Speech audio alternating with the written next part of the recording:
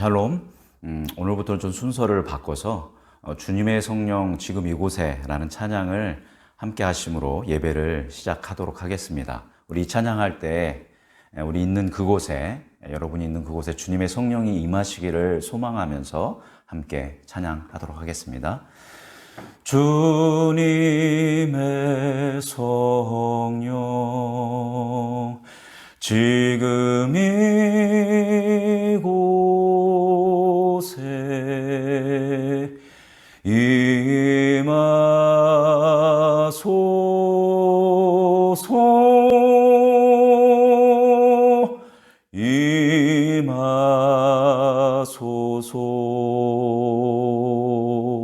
아멘. 우리 사도신경으로 우리의 신앙을 고백하겠습니다.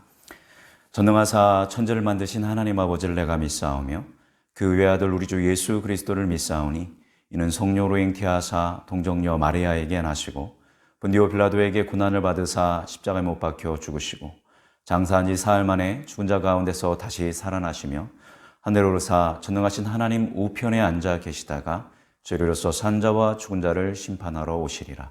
성령을 믿사오며 거룩한 공예와 성도가 서로 교통하는 것과 죄를 사하여 주시는 것과 몸이 다시 사는 것과 영원히 사는 것을 믿사옵나이다. 아멘. 오늘 우리가 함께 나눌 하나님의 말씀은 누가복음 1장 39절에서 45절 말씀입니다.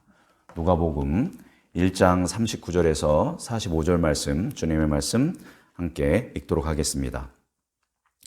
이때에 마리아가 일어나 빨리 산골로 가서 유대 한 동네에 이르러 사가랴의 집에 들어가 엘리사벳을 문안하니 엘리사벳이 마리아가 문안함을 들으매 아이가 복중에서 뛰노는지라.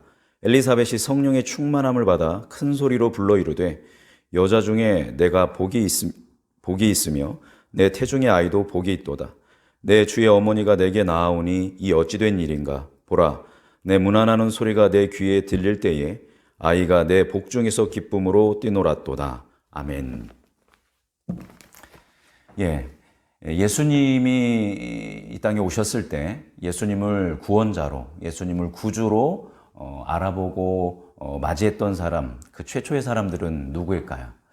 우리가 이렇게 질문을 한다면 아마도 많은 사람이 동방박사와 목자들을 떠올릴 것입니다. 그런데 오늘 누가복음은 이 예수님이 태어나기도 이전에 먼저 예수님을 구주로 인식하고 예수님을 맞이했던 사람들의 이야기가 나오고 있습니다. 그 두 사람은 바로 누구냐면 복중에 있었던 세례 요한과 엘리사벳입니다.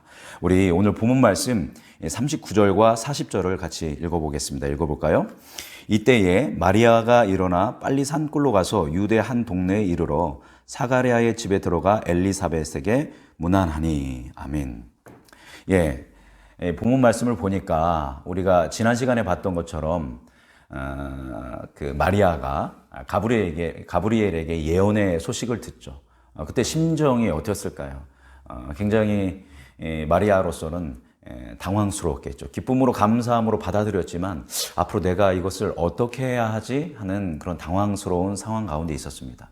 그런데 엘리사벳이 이 마리아가 잉태할 것에 대해서 이야기하면서 한 사람에 대해서 이야기했죠. 그 사람은 바로 마리아의 친족인 엘리사벳도 원래 임신 불가능한 사람이지만 하나님의 권능으로 임신을 하였다라는 소식을 전해드렸죠. 그것이 생각이 났을 것입니다. 그것이 생각이 난 마리아는 어떻게 행동하냐면 오늘 본문에 39절을 보니까 이때에, 그죠? 여기에서 이때는 헤메라라는 헬라어인데요. 그 이때는 뭐를 이제 우리말로 해석하면 며칠 후에라는 뜻을 가지고 있습니다. 그러니까 며칠 후에 마리아가 어떻게 되냐면 일어납니다. 일어나서 어떻게 했대요? 빨리 산골로, 이거는 산골이라기보다는 산지입니다. 베들레헴이라든가 예루살렘이라든가 이런 모든 도시가 산지에 있습니다. 그런 산지에 있는 산골로 가서 유대 한 동네에 이르렀다라고 이야기합니다. 그러니까 누가 생각났다? 엘리사벳이 생각나서 빨리 일어나서 며칠 후에 긴급하게 엘리사벳을 찾아가게 됩니다. 아마도 찾아가서 이 기쁜 소식을 함께 나누는 그런 시간을 가지려고도 했을 것이고 또 그 엘리사벳은 나이가 많은 이모뻘 되는 사람이고 마리아는 아주 어렸기 때문에 그 엘리사벳에게 찾아가서 이 문제, 이 상황을 어떻게 극복해 나아가야 하는지에 대해서 또 상의하기 위해서 아마도 엘리사벳을 그렇게 급하게 찾아갔던 것입니다. 그런데 이렇게 엘리사벳을 마리아가 방문하자마자 마리아는 놀라운 경험을 하게 되는 것이죠. 그것은 무엇이냐면 마리아가 엘리사벳에게 문안을 하자마자 엘리사벳이 어떻게 합니까? 큰 소리로 마리아를 축복해 줍니다. 근데 그 마리아를 축복해 주는 그 내용이 그 가브리엘이 자기에게 전해줬던 그 예언과 정확하게 일치하는 것이었죠. 마리아는 놀랄 수밖에 없죠. 먼저 놀란 것은 임신하지 못했던 엘리사벳이 임신해서 배가 불러왔다는 것이 놀랐던 것이고, 두 번째는 지금 임신했기 때문에 자기에게는 아무런 표시가 나지 않는데도 엘리사벳에게 말하지 않았지만 엘리사벳은 모든 것을 알고 자기를 축복해주는 이 상황에 마리아는 놀랄 수밖에 없었을 것입니다. 그러면서 동시에 확증이 됐겠죠. 그런데 여러분, 어떻게 이것이 가능했을까요? 엘리사벳이 어떻게 알고 이 마리아를 축복할 수 있었을까요? 그것을 본문 말씀은 이야기하고 있는데, 세례 요한과 엘리사벳이 그렇게 반응할 수 있었던 것은 한 단어로 성령 충만함 때문이었다라는 것입니다. 우리 지난 시간에 봤던 것처럼 1장 15절에 보면 요한은 태에 있을 때부터 뭐를 받을 것이다? 성령 충만함을 받을 것이다 라고 했습니다. 그래서 세례 요한이 성령 충만함을 받고 있었기 때문에 태중에 있는데도 예수님이 오셨을 때 반가이 맞이한 것입니다. 그렇다면 엘리사벳에게는 어떤 일이 일어났습니까? 우리 41절을 같이 읽어보겠습니다. 엘리사벳이 마리아가 문안함을 들음에 아이가 복중에서 뛰노는지라 엘리사벳이 성령의 충만함을 받아 라고 이야기하고 있습니다. 그러니까 세례 요한이 성령 충만해서 반응하니까 누구도 동시에 엘리사벳도 성령 충만함을 받아서 그 성령이 주시는 계시로 말미암아 마리아와 그 마리아의 태중에 있는 예수님을 맞이하고 축복하고 기뻐할 수 있게 됐다라는 것입니다. 사실 엘리사벳 자신도 정말 하나님의 놀라운 그 기적을 통해서 임신했기 때문에 좀 자고할 수 있고 프라이드를 가질 수 있지 않겠습니까? 그럼에도 불구하고 정말 낮은 자세로 이 마리아를 축복하고 예수님을 기쁨으로 맞이하는 것을 이 본문 말씀은 우리에게 이야기해 주고 있는 것을 볼 수 있습니다. 즉 세례 요한과 엘리사벳은 무엇으로 말미암아? 성령의 충만함으로 말미암아 예수님을 이미 태어나지도 않았지만 그 태 가운데 있음에도 불구하고 구원자로 메시아로 인정하고 모시고 받아들일 수 있었고 겸손함으로 구주를 맞이할 수 있었던 것입니다. 이후에 어떻게 되냐면 이제 뒤에 보겠지만 이 3개월 동안 함께 마리아는 엘리사벳과 보내게 됩니다. 아주 복된 시간이죠.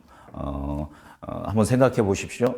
태 가운데에서부터 모태에서부터 성령 충만했던 세례 요한, 그리고 오늘 성령 충만함을 받은 엘리사벳, 그리고 성령으로 말미암아 임신한 또 마리아, 그리고 우리 예수님. 그래서 예수님을 중심으로 해서 성령 충만함을 받은 사람들이 3개월간 아주 친밀한 어떤 그런 믿음의 교제를 가졌으니까 행복하고 복된 시간이 되었을 것입니다. 말씀 마무리하도록 하겠습니다. 그리스도인은 언제나 우리의 시선을 하나님께 맞추고 살아야 하는 사람들입니다. 그래서 하나님을 바라보고 하나님이 말씀하시는 것을 듣고 또 하나님의 말씀을 붙들고 그 뜻에 맞게 순종하면서 살아가는 것이 그리스도의 삶이고, 우리가 그렇게 살아갈 때 우리는 하나님의 살아계심을 경험하고 승리하는 삶을 살 수 있을 것입니다. 그러나 그럼에도 불구하고 우리는 연약하기 때문에 때로 우리의 시선을 하나님에게서 세상의 가치로 돌리기도 하고, 내가 갖고 싶은 것, 내가 되고 싶은 것에 마음을 빼앗기도 하고, 어떤 사람들과의 관계, 사람들의 인정에 우리의 시선을 빼앗기기도 하고, 걱정과 근심에 시선을 빼앗기기도 합니다. 이러다 보면 우리가 자기중심성에 사로잡힐 수도 있고, 또 그러다 보면 교만함에 빠질 수도 있는 것이 우리의 연약함이다라는 것입니다.